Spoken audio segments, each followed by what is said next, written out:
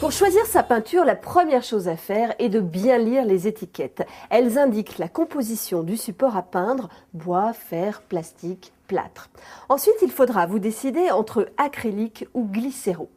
Acrylique, cela signifie que les pinceaux se nettoient à l'eau, alors que glycéro, les outils se nettoient au white spirit. Il y aura indiqué PA, phase aqueuse pour l'acrylique, et PS, phase solvant pour la glycéro. Les solvants organiques qui facilitent l'application de la peinture et la fluidifient émettent des COV, des composants organiques volatiles. Ce sont ces toutes petites choses que l'on respire lors de l'application et pendant le séchage et qui peuvent être nocives pour la santé.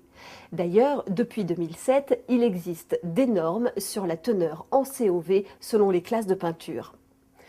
L'avenir est aux peintures écolo qui comprennent des composants naturels tels que la craie, la chaux, le soja ou la caséine, des composants évidemment qui ne sont pas néfastes pour l'environnement et qui sont biodégradables, des peintures qui comprennent très peu, voire même pas du tout de COV. Pour vous donner un exemple, dans une peinture à la chaux, il y a moins de 1% de COV. Autre atout, ces peintures sont microporeuses, c'est-à-dire qu'elles laissent respirer le mur.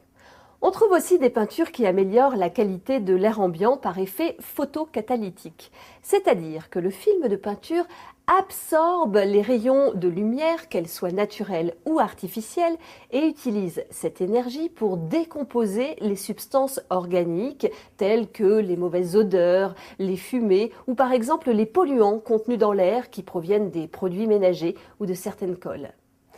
Pour résumer, sur l'étiquette, vous devez vérifier qu'il y ait bien inscrit PA pour phase aqueuse, être attentif à la teneur en COV et enfin NF Environnement et Écolabel, deux labels qui garantissent une faible teneur en solvant.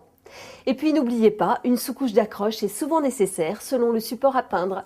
Et maintenant, bon bricolage!